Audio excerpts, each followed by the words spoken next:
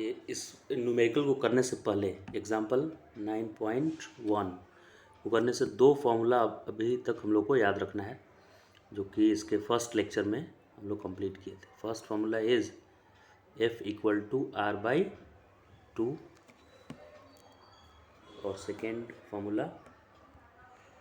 क्या है formula 1 by F equal to 1 by V plus 1 by U।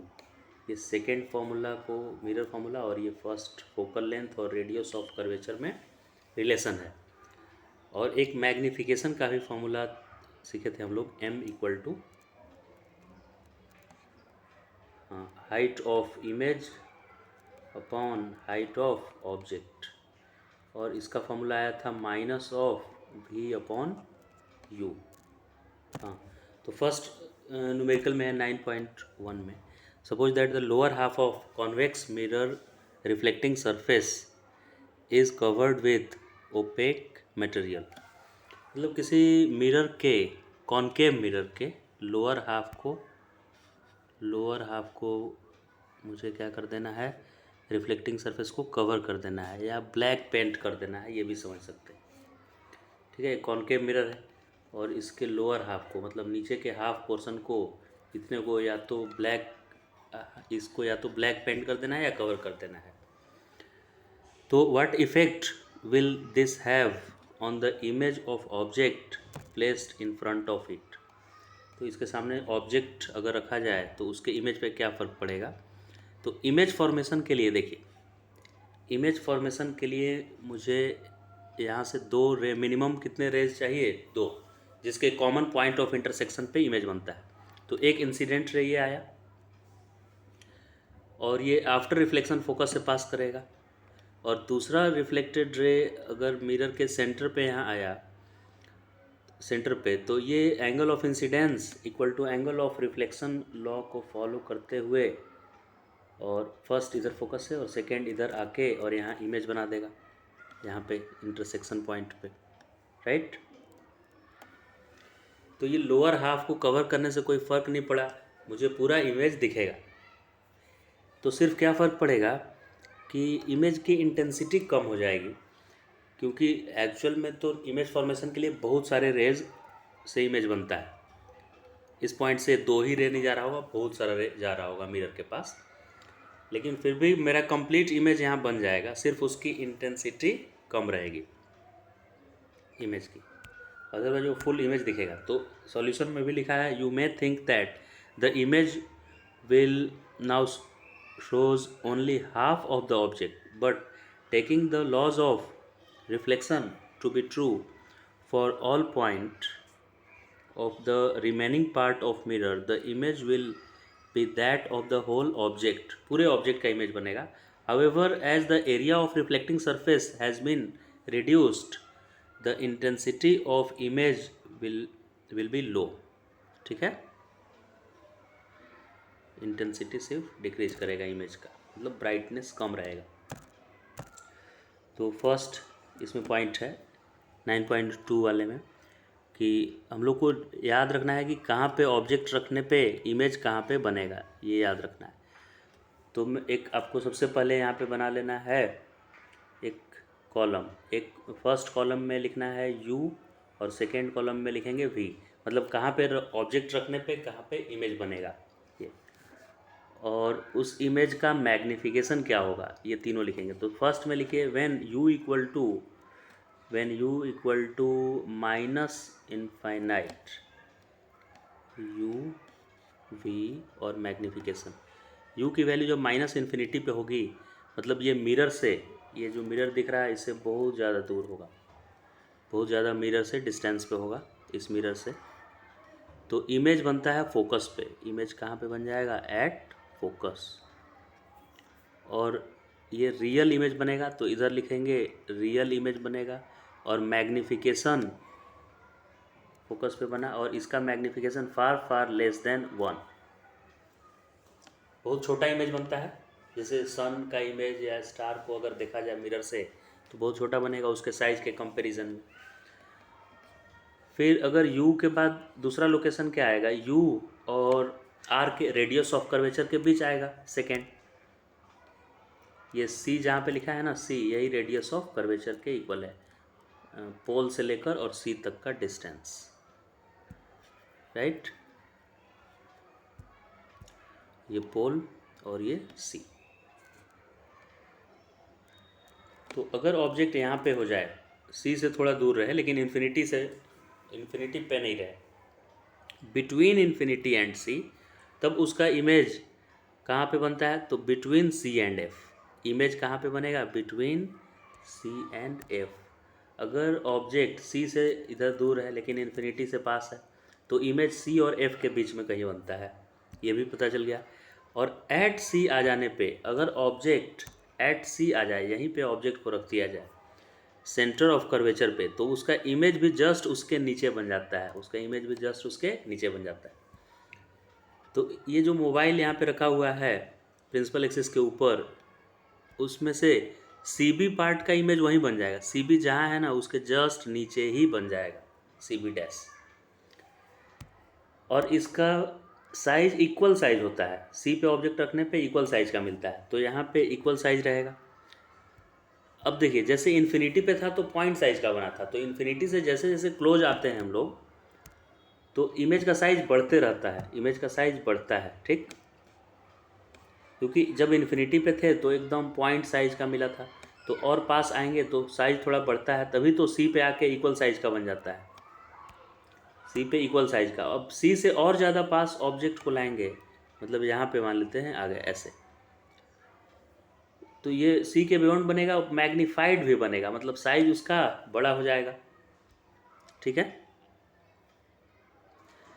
फिर इसमें अगर ये सर्कल बना हुआ है मोबाइल के अंदर, ऐसे सर्कुलर जैसा कुछ वाइट पोर्शन दिया हुआ है ये, तो वो सर्कल जैसा नहीं रह जाएगा आगे जाकर, क्योंकि मैग्नीफाइड बनना है।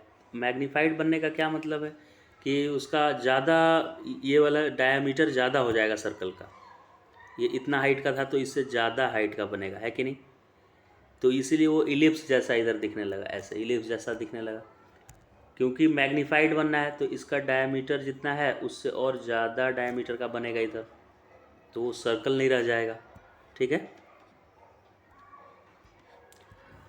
अच्छा, ज़्यादा डायमीटर का बनना है, फिर भी सर्कल ही क्यों नहीं बना ज़्यादा डायमीटर होते हुए भी, क्योंकि as you move from left to right, तो इसके लिए दूसरे साइज का बनेगा, इसके आगे के लिए और बड़ा बन जाएगा, है कि नहीं, और आगे के लिए और बड़ा बनेगा, ऐसा हो जाएगा, तो वो डिस्टॉर्टेड बनेगा इमेज। तो डिस्टॉर्टेड वर्ड लिखा है, will the distortion of image depend on location, तो लोकेशन पे डिपेंड करेगा, आप कहाँ पे ऑब्जेक्ट को रखे हैं उस पर डिपेंड करेगा, ठीक है। तो इस तरह से अब जैसा मोबाइल था वैसा ही नहीं दिखेगा, उसका यहाँ वाला पार्ट इक्वल दिखेगा और आगे का पार्ट ये धीरे धीरे बड़ा होता जाएगा, राइट। तो ये डिस्टॉर्टेड इमेज फॉर्म हुआ। इसका क्या एक्सप्लेनेशन हुआ, why magnification is not uniform, because formula of, हाँ, मैग्निफिकेशन का फॉर्मूला होता है height of image upon height of object, और हाइट ऑफ इमेज ऑब्जेक्ट के बराबर सिर्फ सी पे रखने पे होता है, सी पे रखने पे जितना हाइट ऑब्जेक्ट का उतना ही इमेज का, सी से और पास लाएंगे तो ऑब्जेक्ट के हाइट से ज़्यादा इमेज का हाइट आने लगता है, राइट। तो इसीलिए वो यूनिफॉर्म नहीं बना है। तो जो क्वेश्चन था यहाँ पे, explain why magnification is not uniform, तो लिख देंगे because height of image is equal to height of object only for position of image at C. तो 9.3 में क्या क्या गिवन है पहले ये देख लेते हैं। An object is placed at, दो इसमें क्वेश्चन है, फर्स्ट क्वेश्चन है 10 सेंटीमीटर, तो पहले फर्स्ट पार्ट सॉल्व करेंगे इसका। तो ये 10 यू है कि माइनस यू है, मतलब 10 है कि -10 लिखना चाहिए मुझे यू को, -10। कॉनकेव मिरर दिया हुआ है, ठीक, एक कॉनकेव मिरर, ऐसे कॉनकेव मिरर है और इसके सामने ऑब्जेक्ट को रखा हुआ है यहाँ, तो u को -10 लिया जाएगा और इन्होंने भी यहाँ लिखा हुआ है सॉल्यूशन में -10। सेकेंड 5 सेंटीमीटर, तो ये भी -5 बाद में लिखेंगे सेकेंड पार्ट में। Mirror of radius of curvature 15 centimetre, तो रेडियस ऑफ कर्वेचर 15, तो उसका फोकल लेंथ हाफ यानी 7.5, माइनस की प्लस, तो ये भी जिधर ऑब्जेक्ट है तो ये भी माइनस ही रखेंगे, क्योंकि इन जनरल लेफ्ट में आ जाता है focal length. Find position, nature and magnification of the image. Position यानी कि वी, नेचर मतलब रियल की वर्चुअल ऐसा बताना, और मैग्निफिकेशन मतलब एम फाइंड करना। तो सबसे पहले पोजीशन फाइंड करेंगे वी। पोजीशन फाइंड करने के लिए फॉर्मूला है 1/v plus 1/u equal to 1/f। तो जो अननोन है ना उसमें साइन नहीं पुट करते हैं, जैसे वी यहाँ पे पता नहीं है तो इसको माइनस भी ये सब नहीं लिखेंगे, वो अपने आप आंसर में आएगा। तो जो भी गिवन है उसको साइन के साथ लिखना है। -10 ऑब्जेक्ट डिस्टेंस और -7.5 फोकल लेंथ। सॉल्व करने पे -30 आ गया, यानी इमेज -30 पे बनेगा। और जैसे ही ये माइनस आया मुझे पता चल गया कि जिधर ऑब्जेक्ट है, ऑब्जेक्ट को मैंने निगेटिव लिया था, तो जिधर ऑब्जेक्ट है उधर ही इमेज है, सेम साइड में है, तो ये रियल बना है। जैसे इधर ऑब्जेक्ट था तो इमेज भी इधर ही बना है, तो रियल इमेज ये बना है। पीछे मिरर के पीछे बनता ना, जिधर ऐसे पेंटिंग किया हुआ है इसके पीछे इधर बनता, तब वो वर्चुअल होता। तो दोनों सेम साइन का है, ये माइनस ये भी माइनस, तो इसका मतलब वो रियल इमेज है। और मैग्नीफाइड है कि डिमिनिश्ड, उसके लिए मैग्निफिकेशन फाइंड करेंगे। मैग्निफिकेशन -v/u, तो माइनस तो एक दो माइनस हो गया यहाँ देख, एक माइनस तो फार्मूला के लिए, और u v भी -30 है, u भी -10 है, तो सब माइनस में लिखे। ये माइनस फार्मूला के लिए और बाकी दो माइनस v और u के वैल्यू के लिए, दोनों ही नेगेटिव है। तो इससे -3 आया मैग्निफिकेशन। -3 मैग्निफिकेशन का मतलब कि 3 गुना बड़ा बना है ऑब्जेक्ट, 3 टाइम्स ज़्यादा बना। और माइनस इंडिकेट कर रहा है कि इन्वर्टेड है, माइनस मतलब इन्वर्टेड। तो एक दो पॉइंट नोट कर लेंगे यहाँ कि negative magnification indicate real. Negative magnification जहाँ भी आएगा तो दो बात हम कंक्लूड कर पाएंगे कि रियल और इन्वर्टेड है। निगेटिव मैग्निफिकेशन जब भी माइनस मिले तो वो इस बात का इंडिकेशन होगा कि पक्का ऑब्जेक्ट रियल ही है और ऊपर से इन्वर्टेड है। दोनों बात कंक्लूड कर सकते हैं। और इसके अपोजिट वाला भी याद रखना है, पॉजिटिव आएगा मतलब वर्चुअल और इरेक्ट है। वर्चुअल है, पॉजिटिव अगर मैग्निफिकेशन आया तो वर्चुअल, और इरेक्ट मतलब सीधा इमेज बना है। तो इस 9.4 वाले क्वेश्चन में वेलोसिटी गिवन है, तो जो भी गिवन है उसको अंडरलाइन कर ले रहे हैं हम लोग। While sitting on park car you notice jogger approaching towards you. Side view mirror जैसे ही लिखा तो मैं समझ जाऊंगा कि ये कौन सा मिरर है, कॉन्वेक्स। ठीक है, कॉन्वेक्स है। रेडियस 2 है तो फोकल लेंथ 1, और कॉन्वेक्स का फोकल लेंथ +1 होता है, +1, ये +1। और उसके बाद बोल रहा है कि जॉगर 5 मीटर पर सेकेंड से मूव कर रहा है, 5 मीटर पर सेकेंड। तो उसका इमेज कितने मीटर पर सेकेंड से मुझे दिखाई देगा, इमेज मूव करता हुआ? कब? जब वो उसका पोजीशन 39 मीटर है, जब उसका पोजीशन है 39 मीटर। तो वेलोसिटी का डेफिनेशन क्या होता है कि 1 सेकेंड में ट्रेवल किया हुआ distance, right? Distance travelled per unit time, यही तो डेफिनेशन है वेलोसिटी का, डिस्टेंस ट्रेवल्ड पर सेकेंड। तो हम 1 सेकेंड के डिफरेंस में इसका v निकालेंगे। जैसे u 5 मीटर पर सेकेंड है, तो 1 सेकेंड में ये 5 मीटर चेंज हो जाएगा। 5 मीटर पर सेकेंड का क्या मतलब है कि 1 सेकेंड में 5 मीटर चलता है ऑब्जेक्ट, बराबर। तो जब 39 पे है तो अगले ही सेकेंड 1 सेकेंड में कितने डिस्टेंस पे आ जाएगा? 39 है और उसकी स्पीड है 5 मीटर पर सेकेंड। तो 1 सेकेंड में 39 + 5 करेंगे, और u का वैल्यू -39 है। वो मिरर की तरफ दौड़ रहा है, ऐसा दिया हुआ है कि वो किधर को दौड़ रहा है, मिरर की तरफ। मतलब अगर यहाँ है तो ये डिस्टेंस 39 है, ये वाला डिस्टेंस ऑब्जेक्ट का कितना है, 39, और वो मिरर की तरफ आ रहा है। तो यहाँ पे 1 सेकेंड में 5 मीटर यहाँ आ जाएगा। तो अब नया इसका u क्या होगा, 39 - 5 यानी 34, ठीक है, 39 माइनस 5 क्या हो जाता है? 34। ठीक है, तो मिरर से 1 सेकेंड के इंटरवल में उसका 34 हो जा रहा है डिस्टेंस। अब 1/f इक्वल टू 1/v, ये फॉर्मूला लिखेंगे 1/f equal to 1/v plus 1/u। इस फार्मूला को रीअरेंज करेंगे और v इक्वल टू इस फॉर्म में लिखेंगे, v equal to FU/u minus f। कैसे आया होगा ये? v इक्वल टू, v को एक साइड में रखे होंगे और u को ले आए होंगे दूसरे साइड में, और दोनों का LCM ले लिए होंगे, फिर उल्टा कर दिए होंगे, तो v इक्वल टू आ जाएगा इतना। तो v का वैल्यू दिया है और f 1 है, और u जब 39 है उसके कॉरेस्पॉन्डिंग मैंने v निकाला। जिस समय u 39 था उसका वैल्यू यहाँ पे, u का वैल्यू यहाँ पे सब्सटीट्यूट करके u का वैल्यू और क्या निकाल लेंगे हम? v, क्योंकि f तो 1 दिया ही हुआ है। और फिर से v निकालेंगे जब u की वैल्यू 5 कम होगी, यानी 35 के लिए, 34 के लिए, राइट। तो मैंने v का दो वैल्यू निकाला, एक 39 के लिए, 39 के कॉरेस्पॉन्डिंग, 39 के कॉरेस्पॉन्डिंग इतना आया 39.40, v इक्वल टू आया। और जब 5 कम उससे मैंने लिखा तब उसके लिए वैल्यू आया 34.35। तो इन दोनों का जो डिफरेंस है, क्या इमेज उतना ही ट्रेवल किया होगा? क्योंकि ये इमेज का दो लोकेशन है, इमेज का दो पोजीशन है। ये जिस समय ऑब्जेक्ट 39 पे था उस समय इमेज आया 39.40 पे, और जब ऑब्जेक्ट 34 पे आ गया उस वक्त इमेज 34/35 पे आ गया। तो ऑब्जेक्ट अगर 5 मूव किया तो इमेज मूव किया इन दोनों का डिफरेंस के बराबर, विच इज इक्वल टू 1/280। तो इमेज की वेलोसिटी ये हो गई कि नहीं, क्योंकि 1 सेकेंड में इमेज इतना मूव कर गया है, तो ये क्या हो गया? इमेज का वेलोसिटी।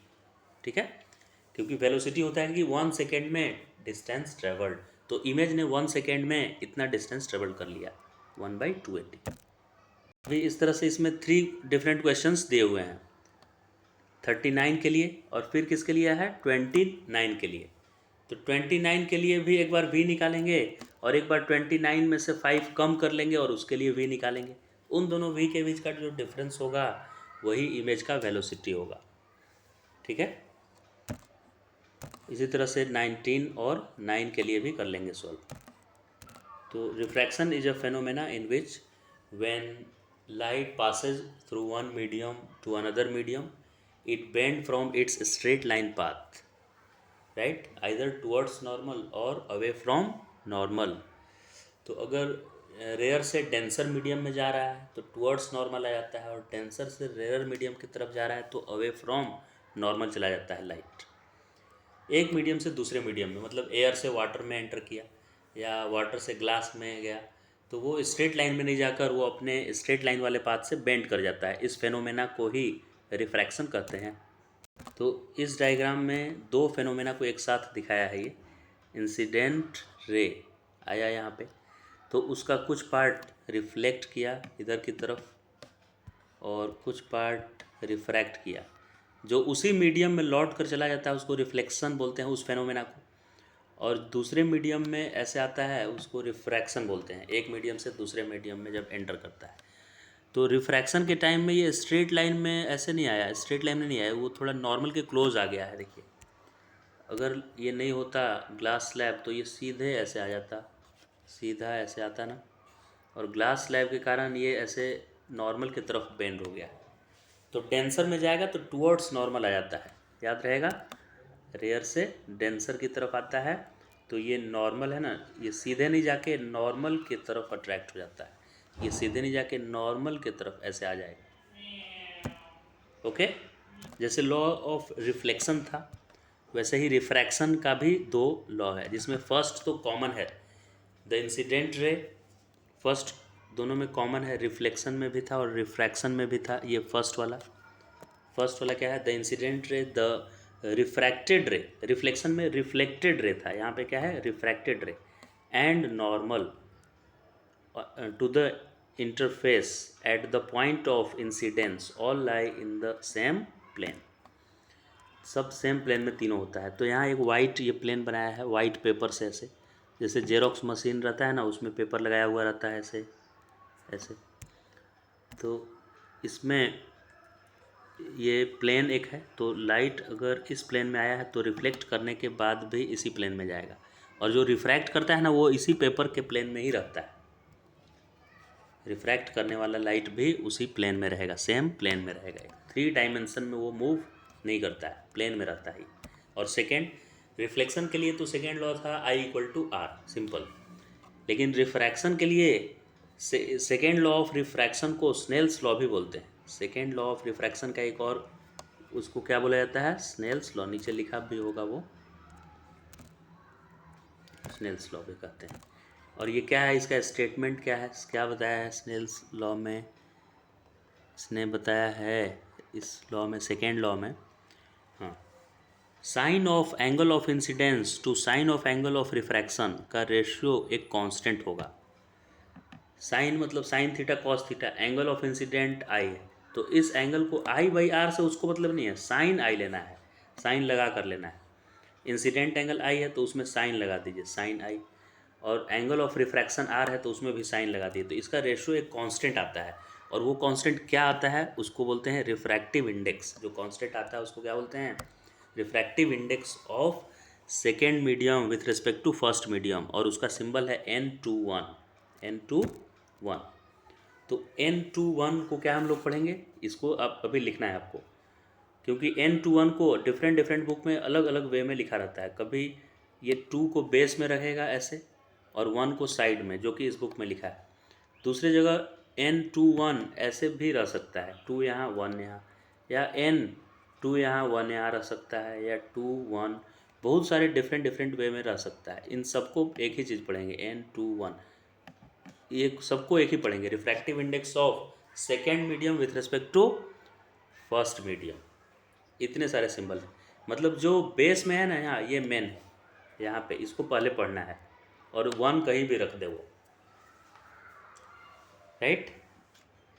अब ये रिफ्रैक्टिव इंडेक्स क्या होता है, refractive index speed of light in air to speed of light in medium का रेशियो को बोलते हैं रिफ्रैक्टिव इंडेक्स।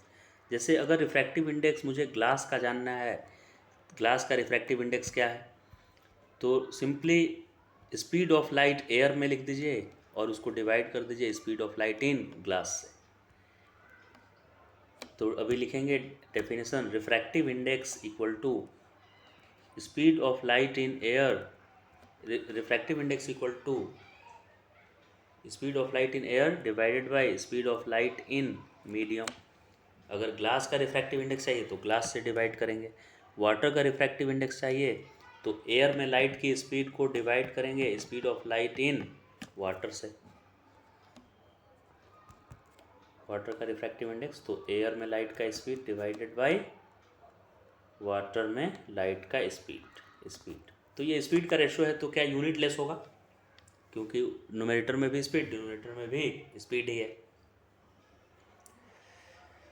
तो किसी भी मीडियम का रिफ्रैक्टिव इंडेक्स का ये हो गया definition, it is the ratio of speed of light in air to speed of light in that medium.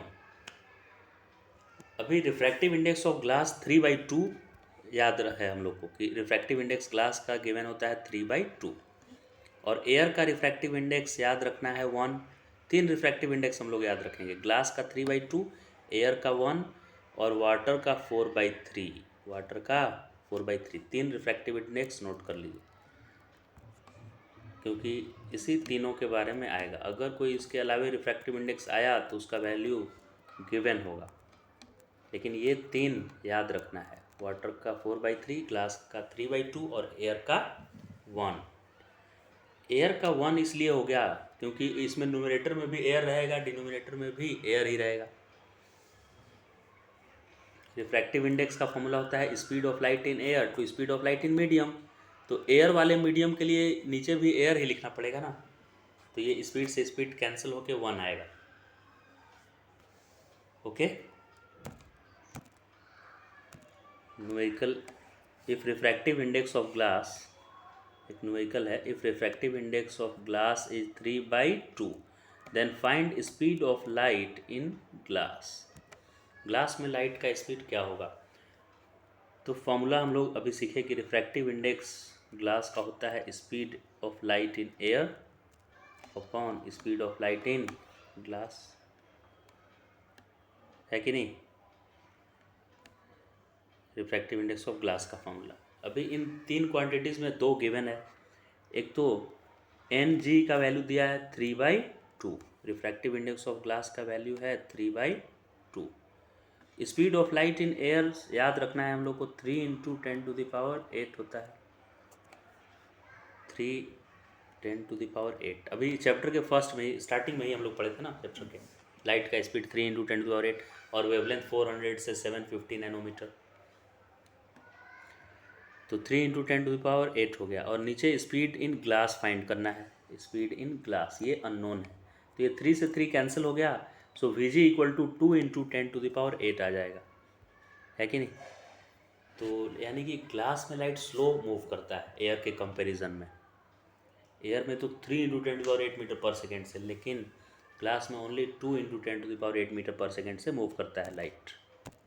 तो ग्लास स्लैब से कैसे रिफ्रैक्शन हो रहा है यहाँ पे देख रहे हैं। एक सरफेस, फर्स्ट सरफेस पे इधर सरफेस नंबर 1, इधर लाइट एंटर किया, ऐसे इधर से एंटर किया, तो वो स्ट्रेट नहीं जाके टुवर्ड्स नॉर्मल बेंड हो गया।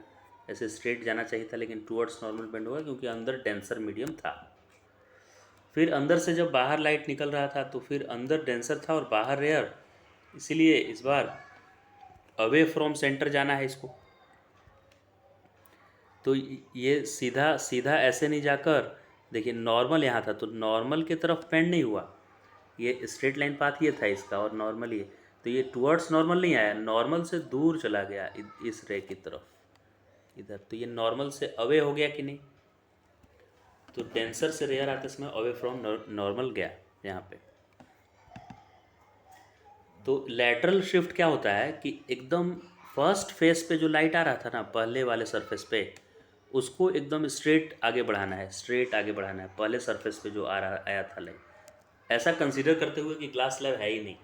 अगर ग्लास स्लैब नहीं होता तो लाइट एकदम स्ट्रेट चला जाता ऐसे, और ग्लास स्लैब के आने से 2 बार रिफ्रैक्शन हुआ और बेंड करने के बाद फाइनल जो रे निकलता है ना वो भी पैरेलल हो जाता है। इनिशियल इंसिडेंट रे के क्या हो जाता है, ये पैरेलल, और इन दोनों के बीच जो गैप होता है उसी को लैटरल शिफ्ट बोलते हैं। इस गैप को ही क्या बोलते हैं, लैटरल शिफ्ट। लैटरल शिफ्ट क्या हो गया, perpendicular distance between which two rays, तो initial incident ray and emergent ray after successive refraction, इन दोनों के बीच के परपेंडिकुलर डिस्टेंस को ही लैटरल शिफ्ट करते हैं। फिर ये बता रहा है कि रियल डेप्थ और एपरेंट डेप्थ, जैसे वाटर में कुछ रखा हुआ रहता है नीचे, एक बकेट में नीचे कॉइन रखा हुआ है 5 रुपीज़ का ऐसे, तो बाहर से देखने में थोड़ा ऊपर उठा हुआ दिखता है, यहाँ है ना तो यहाँ दिखता है ऊपर, तो वो क्यों दिखता है, क्योंकि यहाँ से जो लाइट आ रहा है वो बेंड होकर ऊपर पहुँचता है, सीधा पहुँचता नहीं है। और ह्यूमन आई को क्या लगता है कि लाइट सीधा चल रहा है, हमारे माइंड में ऐसा न्यूरल नेटवर्क डेवलप कर गया है कि लाइट स्ट्रेट लाइन में ट्रेवल करेगा, उसको पता नहीं चलता है ब्रेन को कि आगे जाकर लाइट बेंड हुआ है। हम लोग को लगता है कि लाइट आ रहा है सामने से, मतलब वो स्ट्रेट कहीं से आ रहा होगा, और वो ट्रेसिंग कर लेता है हमारा ब्रेन। ये वर्चुअल इमेज कौन देखता है, हमारा ब्रेन। वर्चुअल इमेज तो स्क्रीन पे बनता ही नहीं है, मतलब इनफैक्ट वर्चुअल इमेज के जगह पर रे जाता ही नहीं है, ये बात है, ठीक। तो जब वहाँ रे गया ही नहीं है तो दिखाई कैसे देता है हम लोग को, वो ब्रेन इमेजिनेशन कर लेता है।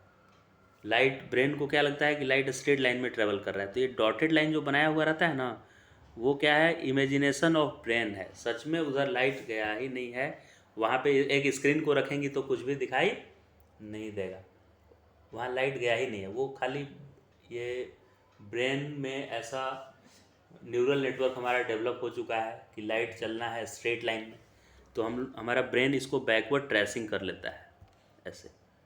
और यहाँ इसीलिए इस इमेज को रियल नहीं बोल के क्या बोलते हैं, वर्चुअल इमेज। ऐसे डॉटेड लाइन मतलब ब्रेन का काम है, ये सच में उधर रह नहीं गया है, तो यहाँ पे इमेज दिखाई देने लगता है इस पॉइंट पे। तो ये इमेज रियल वाले से थोड़ा ऊपर उठा हुआ है, और इसका उल्टा भी एक केस होता है। अगर आप खुद वाटर के अंदर हैं और ऑब्जेक्ट पानी से बाहर है, तो इस बार जो एपरेंट वाला डेप्थ है ना वो रियल से ज़्यादा होता है, उल्टा है इसका। इस बार क्या है, इमेज का हाइट सरफेस से कम है। इमेज का हाइट क्या है, एपरेंट वाला कम है और रियल वाला क्या है, ज़्यादा है। लेकिन इसका उल्टा रहेगा ना कि हम खुद पानी में रहेंगे या फिश कुछ पानी के अंदर से बाहर की तरफ देखे, तो उसको बाहर का बर्ड मान लीजिए फ्लाई कर रहा है किसी हाइट पे, तो वो और ज़्यादा हाइट पे दिखाई देने लगेगा उसका इमेज। तो खैर यहाँ तो एक ही दिया है, वाटर के अंदर ही, और ऑब्जर्वर बाहर है। ऑब्जर्वर इसका बाहर है पानी से और ऑब्जेक्ट वाटर के अंदर है। तो इसका फॉर्मूला जल्दी से लिख लेते हैं हम लोग। फॉर्मूला है real depth upon apparent depth equal to n. किसका एन लिखना है, तो डेंसर मीडियम का, यहाँ मतलब डेंसर यहाँ वाटर है तो वाटर का लिखना है, और विथ रिस्पेक्ट टू एयर, बाहर क्या है एयर, तो एयर। लिख लीजिए formula, real depth upon apparent depth equal to refractive index of denser medium, denser मतलब जहाँ ऑब्जेक्ट रखा हुआ है, with respect to rare medium, मतलब कि यहाँ रेयर मीडियम एयर है तो एयर के रिस्पेक्ट में। तो एयर के रिस्पेक्ट में रिफ्रैक्टिव इंडेक्स ऑफ वाटर का होता है, वाटर होता है 4/3, यानी इस केस के लिए real depth by apparent depth equal to 4/3 होगा। Real depth by apparent depth equal to क्या होगा, 4/3। तो एक न्यूमेरिकल अगर सॉल्व करें इसमें हम लोग, कि अगर वाटर के अंदर 10 मीटर डेप्थ में कुछ रखा हुआ है, 10 मीटर डेप्थ में कोई ऑब्जेक्ट रखा हुआ है, किसके अंदर, वाटर के अंदर, तो ये रियल डेप्थ है। तो इसका एपरेंट डेप्थ क्या होगा ये बताना है मुझे, ये कितना ऊपर दिखेगा, ये वाला पार्ट, ये 10 है तो मुझे एपरेंट डेप्थ चाहिए। तो फॉर्मूला लिख देंगे real depth by apparent depth, यानी 10 divided by A, 10 is real और एपरेंट को ए मैंने लिख दिया है, equal to refractive index which is equal to 4/3, 4/3। तो अब ये ए इक्वल टू आ जाएगा 30/4, ए इक्वल टू आ गया 30/4, राइट। तो ये तो 7.5 आ रहा है, 7.5, 7.5 इतना ये दिखाई देगा, इतने ही हाइट पे। अब इसमें एक और टर्म डिफाइन कर लेते हैं हम लोग, इमेज शिफ्ट इसको बोलते हैं। मतलब real depth minus apparent depth एक क्वांटिटी होगा, मुझे ऑब्जेक्ट कितना ऊपर उठा हुआ दिख रहा है उसको इमेज शिफ्ट बोलते हैं इसमें। तो इमेज शिफ्ट हो जाएगा 10 minus 7.5 which is equal to 2.5, ठीक है। 10 रियल डेप्थ था और एपरेंट 7.5 आया, तो उसमें सब्ट्रैक्ट किए तो 2.5 को क्या नाम दिया जाता है, इमेज शिफ्ट। मतलब इमेज इतना ऊपर शिफ्ट कर गया है अपने ओरिजिनल पोजीशन से, ऑब्जेक्ट जहाँ पे था उससे इतना ऊपर अपीयर होगा ये। तो इसमें दो टाइप का क्वेश्चन पूछ सकता है, एक तो पूछेगा एपरेंट डेप्थ, या पूछ सकता है कि इमेज कितना ऊपर पहले से कितना ऊपर दिखेगा। एक्सप्लेन करता, total internal reflection, TIR, diagram के थ्रू समझेंगे कि क्या है TIR, फिर इसका डेफिनेशन मैं आपको बताऊंगा क्या है इसका डेफिनेशन, और फॉर्मूला भी क्रिटिकल एंगल का। तो यहाँ डायग्राम में ये फिगर 9.12 में क्या ये दिखाना चाह रहा है, देखिए ए पॉइंट पे कोई ऑब्जेक्ट रखा हुआ है, लाइट का सोर्स है, मान लीजिए इस पॉइंट पे, ए पॉइंट पे लाइट का एक सोर्स है, यहाँ से लाइट इंसिडेंट हो रहा है, तो जो लाइट परपेंडिकुलर इंसिडेंट होकर सरफेस पे स्ट्राइक करेगा ऐसे, वो स्ट्रेट चला जाएगा विदाउट डेविएशन, मतलब वो डेविएट नहीं करेगा, स्ट्रेट चला जाएगा। अच्छा, इसमें एंगल ऑफ इंसिडेंट कितना है, यहाँ पे स्ट्रेट जाने पे 90 डिग्री नहीं है, 0 डिग्री होता है, ऐसा लगता है कि 90 डिग्री है, क्योंकि एंगल हम लोग मेजर करते हैं नॉर्मल और इंसिडेंट रे के बीच का। तो नॉर्मल और इंसिडेंट रे एक दूसरे के अलॉन्ग है, सरफेस से नहीं देते हैं, सरफेस से एंगल नहीं मेजर करते हैं, इससे नहीं एंगल मेजर करते हैं, ऐसे नॉर्मल के साथ मेजर करते हैं। तो नॉर्मल और ये एक दूसरे के ऊपर ही है, तो एंगल ऑफ इंसिडेंस 0 लेना है और एंगल ऑफ रिफ्रैक्शन भी 0 लेना है इसके लिए, जो स्ट्रेट जा रहा है लाइट। फिर थोड़े एंगल पे लाइट को भेज कर देखें इधर से एंगल को, तो एंगल ऑफ इंसिडेंस 0 से इंक्रीज हो गया, पहले 0 था और बाद में कुछ हो गया एंगल ऑफ इंसिडेंट आई। तो एंगल ऑफ रिफ्रैक्शन आई से ज़्यादा होगा कि कम होगा? तो ज़्यादा होगा, क्योंकि यहाँ पे डेंसर से रेयर की तरफ लाइट जा रहा है। तो डेंसर से रेयर मीडियम में जाने पे अवे फ्रॉम नॉर्मल बेंड होता है, अवे फ्रॉम नॉर्मल। तो इंसिडेंट रे जितना एंगल बनाया था नॉर्मल से, रिफ्रैक्टेड रे ज़्यादा एंगल बनाएगा, क्योंकि वो नॉर्मल से दूर चला गया है। सीधा जाता तो इक्वल एंगल बनाता, लेकिन ये क्या है, नॉर्मल से दूर चला गया है, तो ज़्यादा एंगल बनाएगा ना। तो अगर मैं इंसिडेंट एंगल को और ज़्यादा इंक्रीज करूं तो क्या एंगल ऑफ रिफ्रैक्शन भी और ज़्यादा बढ़ेगा? तो पहले 90 डिग्री कौन होगा? पहले एंगल ऑफ इंसिडेंट 90 होगा कि पहले रिफ्रैक्शन हो लेगा 90? ये एंगल बढ़ रहा है, देखिए पहले इतना एंगल था, फिर और ज़्यादा हो गया, ऐसे बढ़ते बढ़ते, और आई को भी मैं बढ़ा रहा हूँ तो आर भी बढ़ रहा है। देखिए आई को और ज़्यादा किया तो आर और बढ़ गया। तो पहले 90 कौन 90 पे जाएगा? आर, क्योंकि आर बड़ा है एंगल, आर का वैल्यू ज़्यादा है। तो for some angle of i refract angle of refraction become 90 degree, that angle of incidence is defined as critical angle. So angle of incidence for which angle of refraction become 90 degree is defined as critical angle. तो definition लिख सकते हैं अब critical angle का। Critical angle का definition लिखेंगे, it is the angle of incidence, it is the angle of incidence for which angle of refraction become 90 degree. Angle of refraction 90 degree हो जाना चाहिए, उसके कॉरेस्पॉन्डिंग इंसिडेंट एंगल को ही क्या बोलते हैं? Critical angle. अब अगर मैं क्रिटिकल एंगल से थोड़ा और एंगल इंक्रीज कर दूं, क्रिटिकल एंगल से और ज़्यादा मैं इंक्रीज अगर किया, तो अब लाइट के पास कोई ऑप्शन नहीं है दूसरा मीडियम में जाने का, तो वो उसी मीडियम में वापस लौट के आ जाता है, राइट? क्योंकि क्रिटिकल एंगल पे तो ये पूरा मैक्सिमम अवे फ्रॉम नॉर्मल चला गया था, अब कितना अवे जाएगा? तो वो उसी मीडियम में लौट कर आ जाएगा। तो सेम मीडियम में लौट के आने को रिफ्लेक्शन बोलते हैं, रिफ्रैक्शन नहीं बोलते हैं। रिफ्रैक्शन कब बोलते हैं? जब एक मीडियम से दूसरे मीडियम में जाता। ये तो अब क्रिटिकल से ज़्यादा इंसिडेंट करने के लिए उसी मीडियम में वापस आ जा रहा है। तो इस फेनोमेना को रिफ्रैक्शन नहीं बोल के रिफ्लेक्शन बोलते हैं। और ये पुराने रिफ्लेक्शन से थोड़ा अलग है, क्योंकि पुराने रिफ्लेक्शन में इधर सरफेस को पेंट किया हुआ था पीछे की तरफ, इसलिए ओपेक बनाया हुआ था, इसीलिए उधर नहीं जा रहा था। यहाँ ओपेक नहीं है, ट्रांसपेरेंट मीडियम है, फिर भी उधर नहीं जा रहा है। तो इसीलिए इस रिफ्लेक्शन को ओनली रिफ्लेक्शन नहीं बोलकर टोटल इंटरनल रिफ्लेक्शन बोलते हैं।